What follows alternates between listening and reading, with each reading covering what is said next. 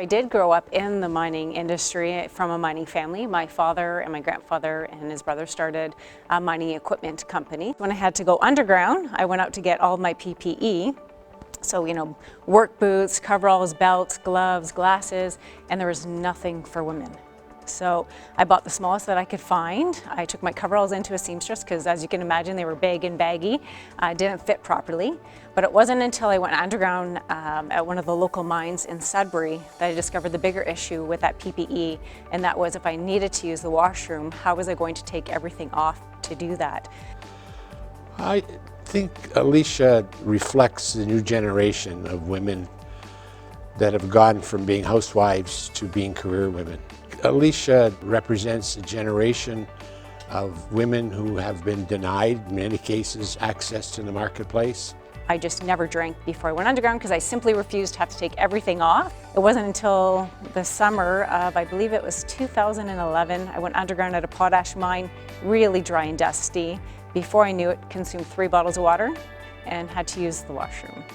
So they guided me to a washroom. Of course, I had all men around me, no door in the porta potty. I proceeded to turn off my lights so no one would see me. I took everything off. I could hear my things falling on the ground, trying not to have them touch the ground because it's gross in there. Pulled everything back up, sat at the station with all the gentlemen and just said, this is the last time I wear your coveralls. So I came back to Sudbury, started working with a seamstress to develop the Covergall, which is a female version of the coverall. I still remember when she came out, I said, you're going to sell clothes for underground for women. There's only probably about 3,000 or 4,000 women working underground. And then I realized that she was not talking about clothes, she was talking about underground fittings and so on, so that the marketplace would be more acceptable for women. Mining would be more attractive. Mining companies are creating initiatives to attract and retain women in their organizations and have come up with diversity strategies. And one of the neat things about Covergalls is they're using it actually as a tool to attract and retain their female employees. The uniqueness of her approach, I think, has drawn a great deal of attention. Plus, the industry generally is looking for winners. And I think she's a winner. I mean, there's no question in my mind. She's determined, she's diligent, she's thorough.